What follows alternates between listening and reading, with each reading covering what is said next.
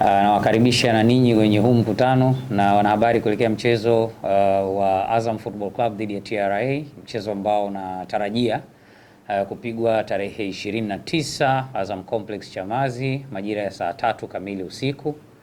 Huu ni mchezo mwingine wa ligi kuu ikiwa ni mwendelezo wa ligi namba 6 kwa ubora barani Afrika kwa mujibu wa viwango ambavyo vimetoka hivi karibuni. Na sisi kama Azam FC tutaendelea kutoa kilichokuwa bora ndani yetu, tutaendelea kushusha vyuma, tutaendelea kuleta benchi la kueleweka. Lakini zaidi tutatambulisha means zote necessary za kuifanya klabu ipandishe pia hadhi ya ligi ili kuhakikisha kwamba tunaunga mkono juhudi za Shirikisho la Mpira wa Miguu Tanzania TFF. Kesho ni siku nyingine ambayo tayari tumesha taja viingilio vya mchezo. VIP A itakuwa shilingi 10,000, VIP B itakuwa shilingi 5,000 na mzunguko itakuwa shilingi 3,000.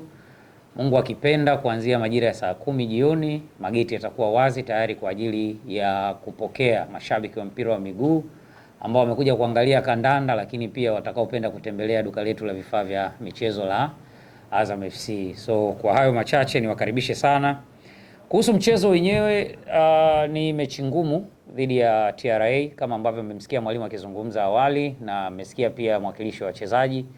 Chilambo amezungumza kwamba ni mechi ambayo inabidi uende kwa tahadhari, inabidi uache hisia mbali, ufanye kazi, ujitume na vipaji pia vichukue nafasi yake. Kwa hiyo ni aina ya vitu ambavyo tuko navyo kwenye timu yetu. Tuna vitu vingi vya kushowcase. Hatujacheza mechi nyingi bado za ligi kuu, lakini kwa mechi chache ambazo tumecheza nafikiri watu wanajua kwamba Azam Football Club ina timu gani na tutadeliver kwa ukubwa wa kiasi gani kwenye mchezo wetu dhidi ya TRA. So kutoka kwao tutegemei mechi rahisi hata kidogo. Kutoka kwao tunategemea mechi ngumu sana kwa sababu kwanza wanayo hiyo quality, 2 hawalipwi mshahara tarehe 40, 3 wana mwalimu ambaye anajua namna ya kufanya mpira wa miguu uwe mpira wenyewe. Kwa hiyo kwetu sisi ni heshima kubwa sana kwa host kwenye mchezo unaofuata, na tutacheza kwa nguvu sana. Tutatoa kila kitu ili kuhakikisha kwamba tunawapa Watanzania kwa ujumla mechi nzuri. Anaba Side A inakutengeneza kuwa timu imara zaidi, inakutengeneza kuwa mtu wa ushindani kwa sababu unacheza CAF Confederation Cup. Ukitoka hapo unarudi kucheza ligi kuu, na Mungu akipenda hivi karibuni tutaanza pia michuano ya FA, sio? Tukitoka hapo mtarudi tena kwenye ligi kuu, na kama tumejaliwa kusonga mbele kwenye kombe la shirikisho, kuna hatua zingine ngumu zinakuja huko mbele. Kwa hiyo kwa akili, kutengeneza utimamu, kujiimarisha tuwe mwenyewe binafsi kwenye upande wa Side A ina faida kubwa sana. Lakini kwa upande mwingine wachezaji most of the time wanakuwa na fatigue, pressure inakuwa ni kubwa na nini. Kwa hiyo unaweza kama mwalimu ukakosa kile ambacho ulikuwa unakitegemea, kama timu mkakosa kile ambacho mnategemea kutoka kwao. Lakini kwetu sisi nafikiri kitu pekee ambacho tumeamua kubaki nacho ni upande A, kwamba the more tunakutana na ugumu ndo the more tutaimarika zaidi, the more tutatako hizo challenges na kuzigeuza kuwa ushawishi wa kufanya kitu kizuri. Itatuimarisha zaidi siku hadi siku na kufikia malengo ambayo tumeweka kama club. Kwa hiyo sisi kama Azam FC tunabaki na upande A. Hashim ametoka hapo Kristina anasema kwamba anaheshimu Azam FC, lakini wamedhamiria kweli kwenda kuchukua alama 3 dhidi ya kocha bora ambaye ni Ibenge. Kwa upande wenu mchezo uliomalizika umetoka kutoa sare. Kauli hii huenda kama wamekuja kujidhatiti kweli usihitaji alama 3 kutoka kwenu. Of course, na sisi tunaheshimu uwezo wa TRA na tunajua kwamba wana timu nzuri. Nimesema hivyo mwanzo. Sitaki kuichukulia binafsi sana, lakini mimi ni muumini wa mpira mzuri. Tukutane tu uwanjani, tucheze, boli itembee, ambaye atakuwa kwenye wakati mzuri wa mchezo akipata matokeo mazuri, obvious inakuwa nzuri kwa upande wake. Kama ukiakanyaga utakuwa umeakanyaga tu. Na uzuri ni kwamba nafikiri hakuna mtu ambaye anafanya kitu kwa uhakika akawa na makelele. Panganga zikiwa nyingi, wewe sio mtendaji. Tusubiri tuone muda ufike tucheze. Uzuri ni saa 3 usiku, cool breeze will give them a good match. Pengine sasa mashabiki watarajia kitu gani cha tofauti kuelekea kwenye mchezo wa kesho? Hakuna kitu cha tofauti. Azam FC ndo ile ambayo imetoka kucheza na Nairobi. Hakuna kitu cha tofauti kwa sababu Azam FC ndo ile iliyocheza mchezo wa mwisho wa ligi kuu. Mwalimu ni yule.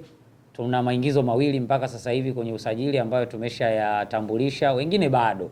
hatujawatambulisha, ila swala la usajili tulishafanyaje, tulishalimaliza. Kwa hiyo kama kutakuwa kuna kitu exceptional, labda pengine tutakapoamua kutambulisha mtu mwingine, lakini sisi kama club tumejiandaa na mchezo, tuko vile vile. Nado ni yule yule, Fei ni yule yule, Kitambala ni yule yule, Ibenge ni yule yule, na mimi ni yule yule, hata babu zaka za kazi ndio yule yule. Kwa hiyo hakuna kitu chochote ambacho ni cha tofauti. Umezungumza kuhusu usajili, kuna sajili yoyote ambayo wanaanza FC waitarajie? Very soon tutamalizia kuwatambulisha wachezaji wetu ambao bado hawajawaona. Wale ambao tumeshawasajili, tumeshawatambulisha, wamewaona. Ambao bado hatujawa reveal kwao, bado tunatafuta utaratibu kidogo. Unajua kuna wakati unaweza ukaona mchezaji, yani safari ya Unguja inanoga ukipanda Kilimanjaro 9.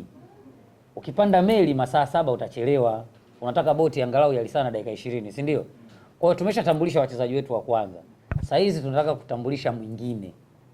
Tunatafuta namna bora ya kumleta mbele ya mashabiki wa mpira wa nchi hii, ili waone, waseme huyu naye katoka wapi, afu baadaye waje washangae. Kuna watu watambulishe vizuri. Mimi sijasema hivyo. Sisi tunatafuta tu namna yetu bora ya kutambulisha wachezaji wetu. Yeah. Hivyo.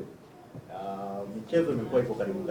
Kutoka kucheza na Nairobi na ingia kwenye ligi kuu, lakini pia mna mchezo mwingine wa marudiano. Pengine ukiachana na mchezo wa kesho, pia mikakati ya safari na ikoje kuelekea Zanzibar? Well, kwanza kuna changamoto kidogo, unajua logistically kupanga safari, kuna kuziangalia hizi mechi wako wa kikosi, nafikiri Mwokozi pekee hapo, lakini wakati huo unaomba uepukane na shetani wa majeruhi. Ni kitu miongoni mwa vitu ambavyo vinawazisha sana, lakini tunamshukuru Mungu kwamba timu yetu pamoja na mizunguko yote hiyo tuko vizuri. Juzi alipata maumivu kidogo Yoro, alipata maumivu kidogo Kitambala, lakini wote wako sawa, wako timamu kabisa. Possibly wanaweza wakawa ni sehemu ya mchezo kesho kama ilivyokuwa kawaida. Lakini kwa swala la utaratibu wa safari, of course ina changamoto, lakini sisi tunaigeuza hiyo changamoto kuwa njia ya kuendea jambo zuri. Kwa hiyo tukimaliza mechi yetu dhidi ya TRA tarehe 29, timu inapumzika muda ule ule jioni, mapema kesho siku inayofuata tutaanza safari ya kuelekea Unguja tayari kwa ajili ya mchezo wetu wa mkondo wa pili dhidi ya Nairobi, na kama ratiba zikibaki zilivyo tutasalia Unguja mpaka tutakapocheza mchezo wetu mwingine. Kwa hiyo ndio ratiba so far ambayo tuko nayo. Kama kutakuwa kuna mabadiliko, inshallah tutajuzana.